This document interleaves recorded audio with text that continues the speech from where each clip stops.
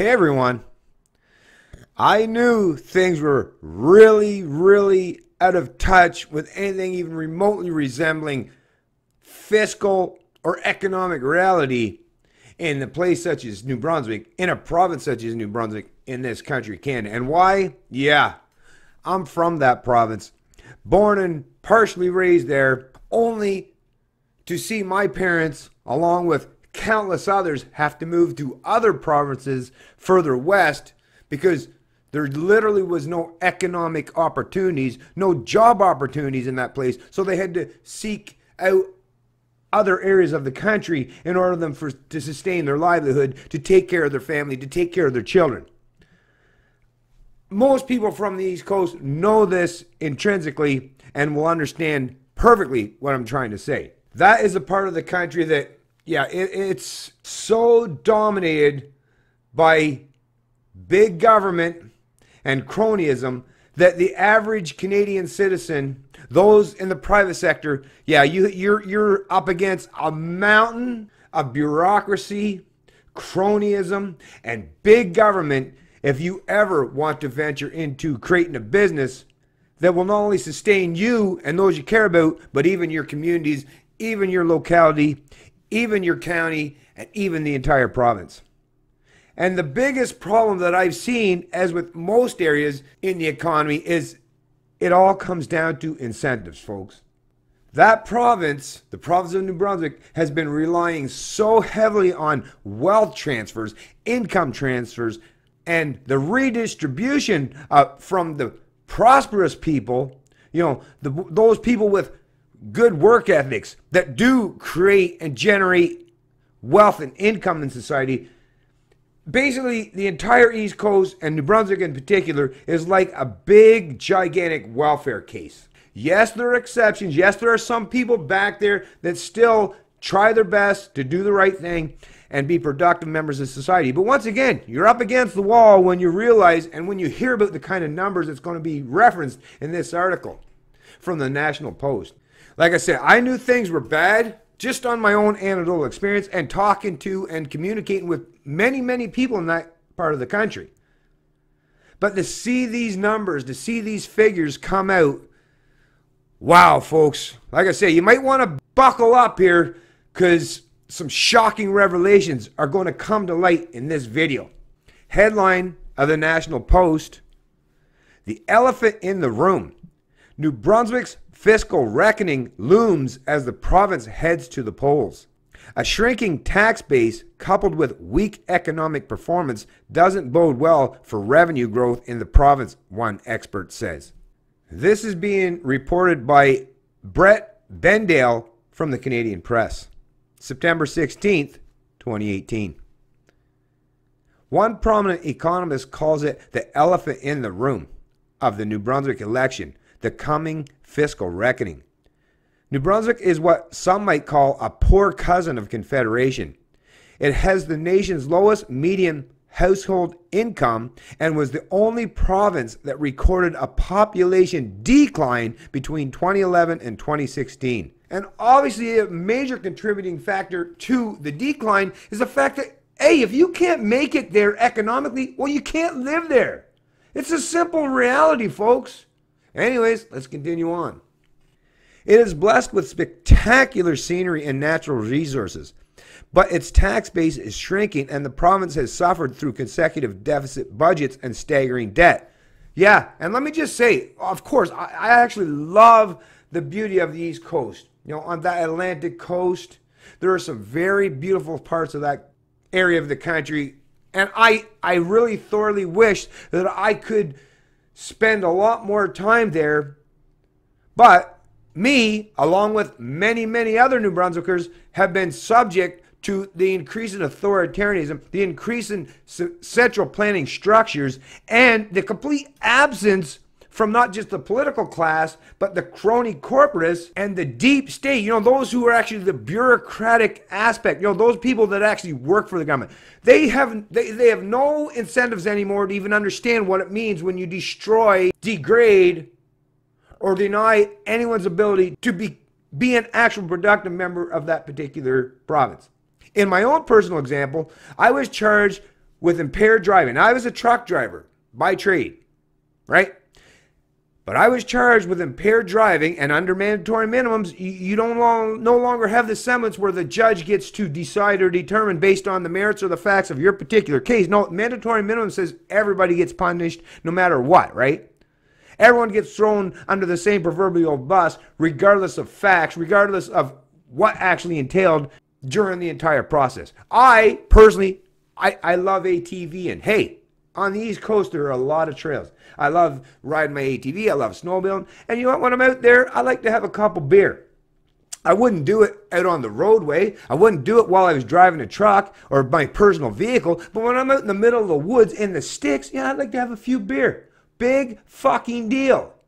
But because of this, the ever-increasing growth of the state that just constantly wants to micromanage, dictate, control, and use authoritarian measures and means to micromanage the population, yeah, I was caught up in that mess, and I was forced to have to leave that province by being charged and ultimately convicted for impaired driving. And first of all, let me just say, impaired is bullshit.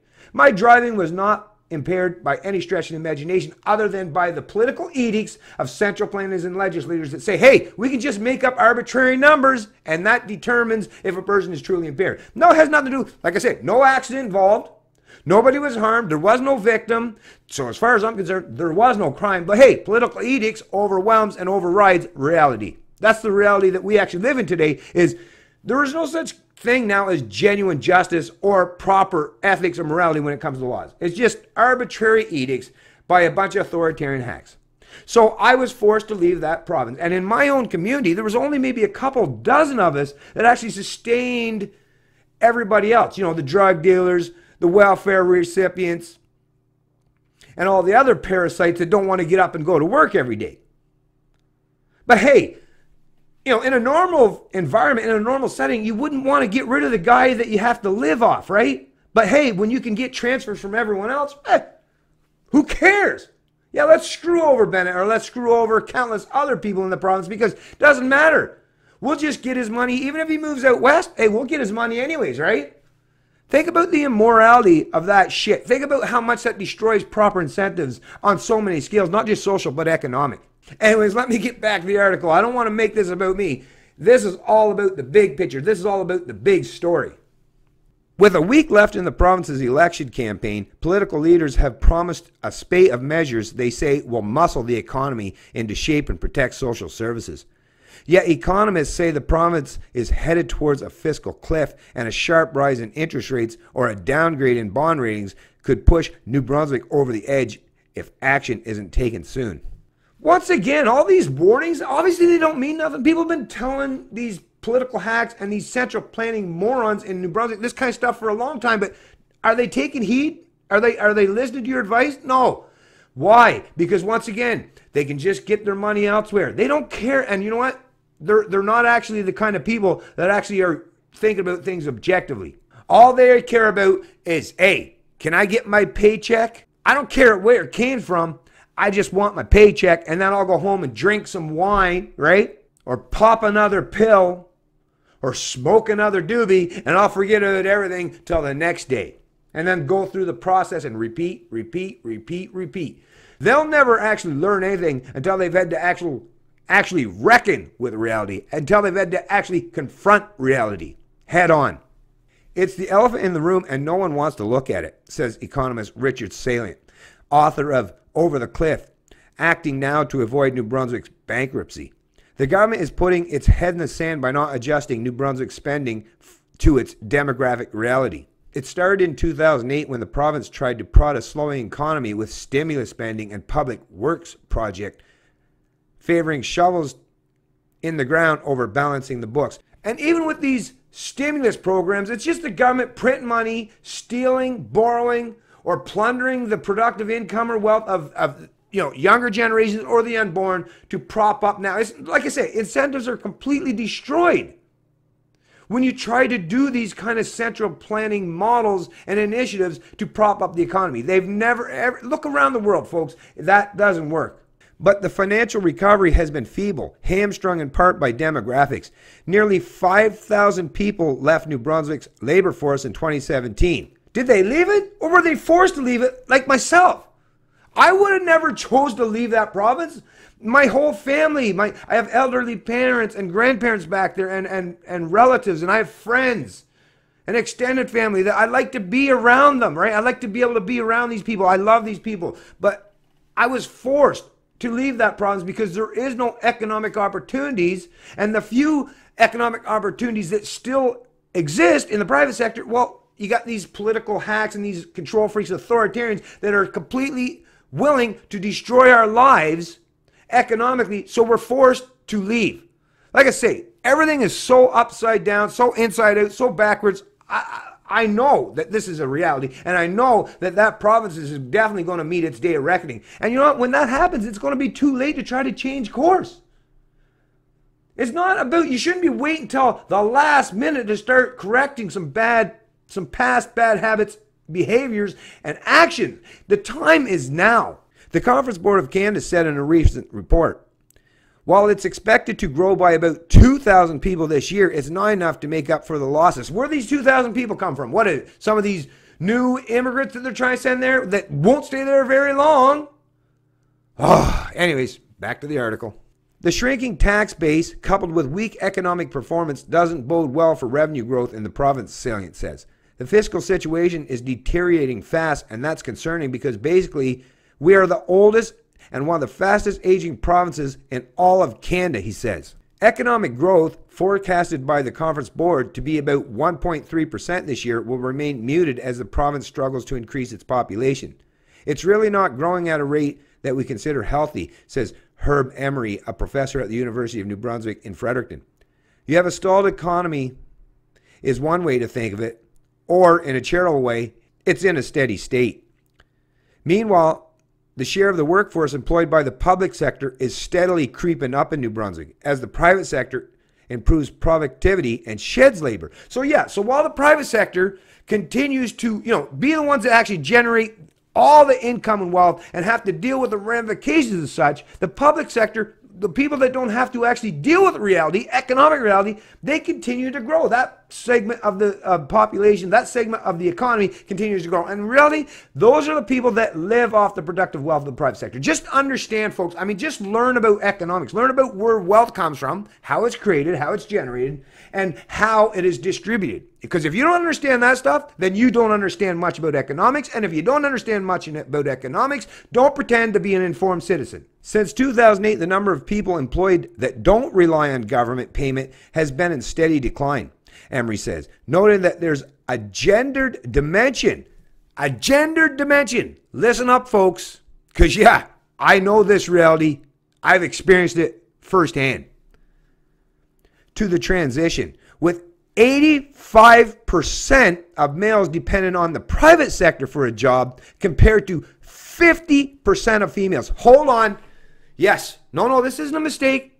No, I didn't misquote the numbers here, the facts, the stats. No, let me repeat it again so you know and you can understand what they're trying to say here. As far as men are concerned, 15% of them work for the government. A full 85% of them are the ones that are producing all the wealth and income in that province. While women, on the other hand, half and half. Half, if you went to that province in New Brunswick, half, 1 in 2 of the women in that province work for the government in some capacity and rely on all that productive wealth and income produced by the 85% of men in the private sector that is shrinking on a continual basis.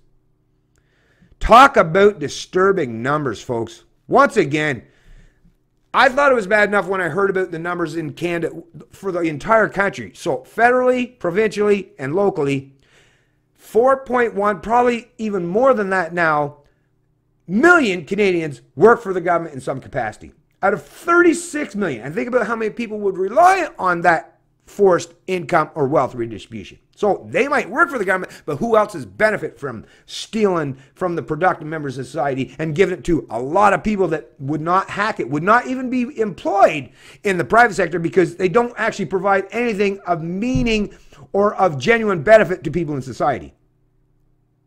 Think of how many areas of the government that you could eliminate and the economy would be fine and we wouldn't even notice they were gone. Matter of fact, we would probably rejoice and praise the fact, oh, thank God there's less bureaucracy. Thank God there's less places where the government wants to take more and more of my wealth on fees or service charges, or you know the millions and myriad of ways that these central planning hacks find a way to plunder your productive wealth and income. But one public policy expert argues that despite New Brunswick's underperformance, it's far from a fiscal catastrophe. I'm not concerned there's a fiscal crisis, says Christine Saulnier, director of Canadian Centre for Policy Alternatives in Nova Scotia. What? Is this a woman that works for some quasi-arm of the government or gets subsidized by the government? Don't you think her opinion's going to be a little bit skewed?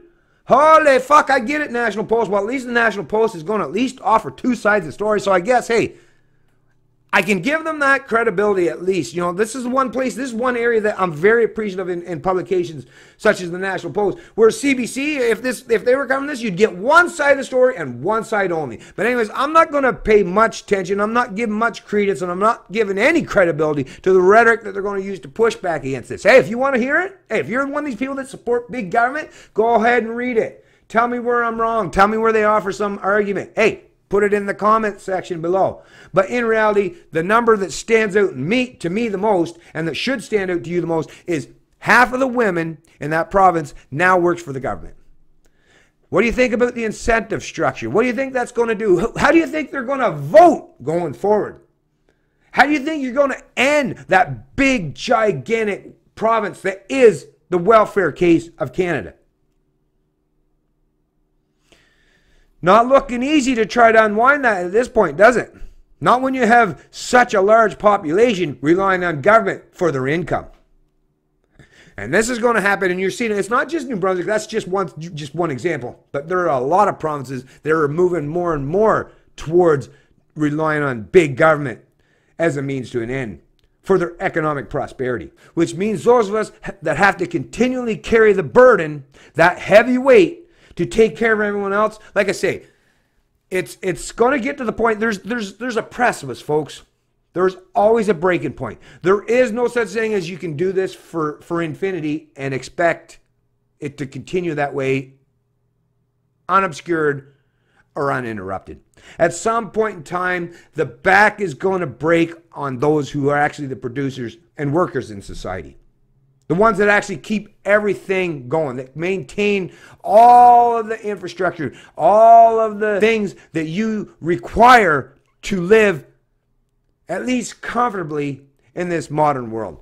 And trust me, when Atlas finally does shrug, wow, you don't want to be on the opposing side. You don't want to be part of the parasitical class, because you're going to be the ones that are going to suffer the most. Yeah, you've benefited greatly up until this point. But those who rise really far, you know, especially when you're talking about on forced income and wealth redistribution, that just means you got a long way down.